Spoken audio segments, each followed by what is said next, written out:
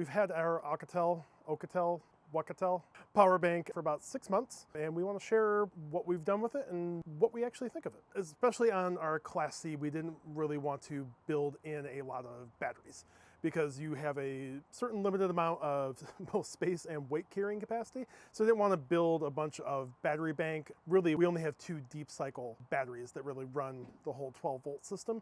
So I wanted to find something that was kind of portable and that we could also kind of bring with us, especially if we decided to change rigs or go somewhere or go like camping or something. We want something that we could bring with us. And so I started to look at what they call the solar generators or battery generators. They're not really, they're battery banks. Let's call them what they are. Actually, I hate calling them generators just because they are not. So I started just doing some research into what is out there. There are so many of them. It's actually pretty impressive how big the space has gotten in just a few short years, how much we've really pushed lithium battery technology. I do have an electrical engineering background, but I am not an expert in battery technology, but I do understand kind of what's going on with the battery chemistry. So I started doing a lot of research into what all of these were. And specifically, I was paying attention to what the output of these were and what the battery storage or the energy storage density was. The energy densities have gotten probably to where the chemistry is the most limited. Like it's probably where we're going to get to. So I started looking around. I was hoping for something I could actually plug the entire RV into. I had an inverter that could do that, and that was small enough that we could kind of stash it by the bed or under the bed or something like that. I was hoping maybe even to get a transfer switch flipped into it. It hasn't happened, but we'll go over why that hasn't happened in just a little bit. So I started just doing a bunch of research, and this Kickstarter popped up for the Oukitel battery bank. It had the biggest density that I have seen in a storage bank, which was fairly impressive. For the amount that they were saying and the energy output it was going to be able to do, it was actually fairly impressive. The Kickstarter itself was for the Pro model, which can output 30 amps of power. I think was about 2,500. It might have been 2,800. It was somewhere around that range for something that could run our entire RV. The stats were pretty good. Like we could only, like if we were running the full ACs, I think it might be able to run it for like an hour or something like that. Not very much, right? But it was small enough I can actually shove it under our bed and it stays out of the way. It's actually really cool that way. Downsides were it was a Kickstarter. It was actually going to be a risk. I have done Kickstarters where nothing came. But especially on Kickstarter, anything technology-wise, you should be suspicious of. There are a lot of things where they get to the manufacturing step and nothing happens. The benefit to this is this was a company that had already done battery banks. They had already done manufacturing. So I was actually fairly confident that we would eventually get something. So timeline-wise, I think we did this about February before we were going to start out in about June. They said, oh yeah, no, we'll ship it in June. And I'm like, okay, that's kind of close. I'll ship it to my parents. We're gonna drive by my parents anyway. It was one of our stops on our trip around the country. So I'm like, okay, we'll just ship it there. We'll pick it up a couple months after we leave. Everything will be fine.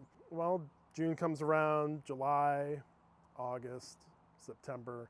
The updates start getting few and far between. I'm like, oh no, I've fallen for the classic Kickstarter bungle. I'm out $2,500 and I'm not gonna see anything. Luckily, they did start to give us more updates. So they shipped their base version. I forget exactly when it was, but it was later in the summer, fall, when they shipped the basic version, which was only able to do like a 20 amp output. And we just kept getting updates and updates and updates. So eventually, April of the next year, so almost a year late, it did got shipped to my parents and we were able to get it forwarded. Because they did take so long and they were very sweet about it, they did actually ship solar panels to us as well that could be plugged directly in to charge this thing. They were kind of thanking us for being patient with them because they knew it was taking longer than they wanted. I personally think they were probably having trouble maintaining the power output in such a small space to invert 30 amps of almost 4,000 watts of power is pretty mighty. So the fact that they're able to do that in such a confined space is actually pretty impressive. So now we can get into the reviews. So I am so thankful we had this thing in Big Bend. If you've seen our Big Bend video, you know our AC went out, the power was going out fairly regularly, and we were still working. We were down in Big Bend to kind of see the area and check out everything and have fun in the park, which we certainly did, but the power kept going out. So I did try to hook up our rig into it, and unfortunately I found that they're using what's called a split phase system, which means it trips the intelligent power checking in our rig. And we have an external one, and the rig itself has an internal one to detect faults. And the internal one's the one that's actually tripping because it doesn't detect a neutral, because it's a split phase. So that's unfortunate. I can't plug it directly in. This might be a later thing. Once I'm in a place where I can get like my electronic equipment back out and get an oscilloscope hooked up and explore the device a little bit more, I might be able to rig it to plug in with like a bonded neutral or something like that.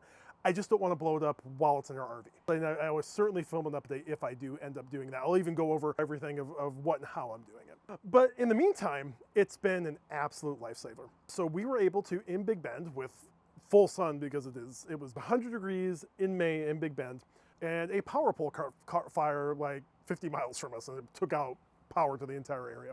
Well, I'm in the middle of meetings and Zoom calls and all this stuff, and I'm like, I got to get this working again. So luckily I just had extension cords and some power strips, and I was able to hook up our whole internet setup, including the Starlink and the routers and everything, straight to it. I hooked up the solar panels to it, and I was able to hook up my computer, and I was up and working again. And we were running the ice maker so we could have cool drinks.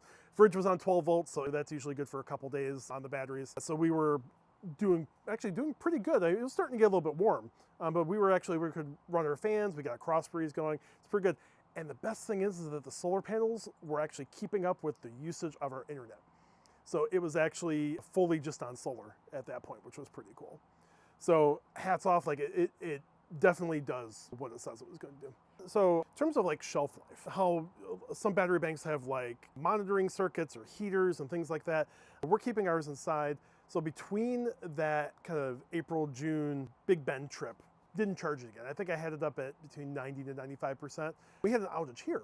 I'm actually where we are right now.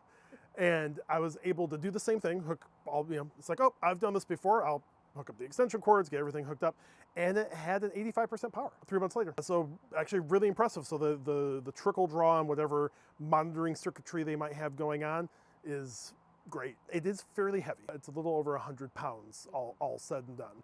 So I can certainly pick it up and move it around.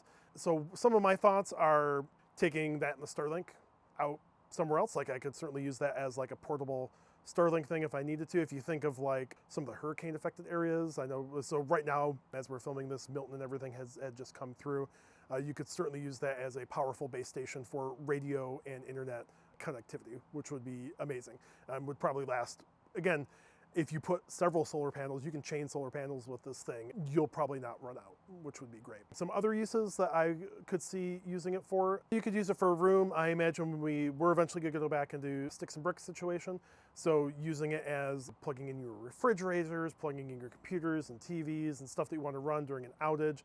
Even running a TV or something or a projector outside when you want to have a movie. The best thing is because it is so heavy, as long as you don't have stairs, it's actually like a little suitcase. So it actually has a handle that pulls out and actually some pretty good wheels that you can wheel it around, and that's generally how we get it around. Paige can actually move it. She can't lift it like I can. Like I can actually basically deadlift the thing up, but she can certainly get it up on its wheels and move it around the rig and move it around outside. Getting outside's a little bit harder for her just through the narrow stairway, but I can get that, and then she can move it around.